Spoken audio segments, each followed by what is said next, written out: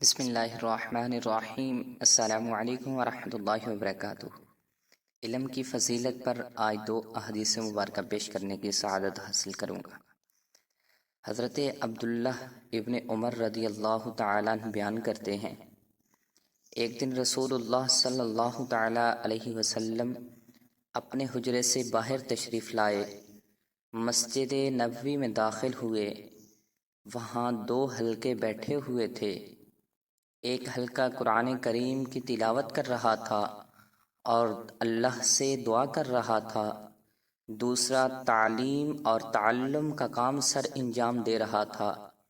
آپ صلی اللہ تعالیٰ علیہ وسلم نے فرمایا، دونوں بھلائی پر ہیں، یہ حلقہ قرآن پڑھ رہا ہے اور اللہ سے دعا کر رہا ہے، اللہ چاہے تو اس کی دعا قبول فرمائے یا نہ قبول فرمائے۔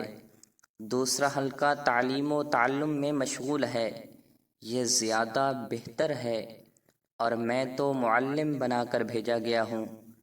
پھر یہیں بیٹھ گئے۔ مشکوٰۃ شریف کے اندر اس حدیث مبارکہ کو نقل کیا گیا ہے۔ دوسری حدیث رسول حضرت کثیر بن قیس رضی اللہ تعالیٰ عنہ سے فرماتے ہیں، میں نے آقا کریم صلی اللہ تعالیٰ علیہ وسلم کو ارشاد فرماتے ہوئے سنا، جو کسی راستے پہ چلا جس میں علم کی تلاش کرتا تھا، اللہ عز و جل اس کے لیے جنت کی طرف راستہ کو آسان فرما دیتا ہے۔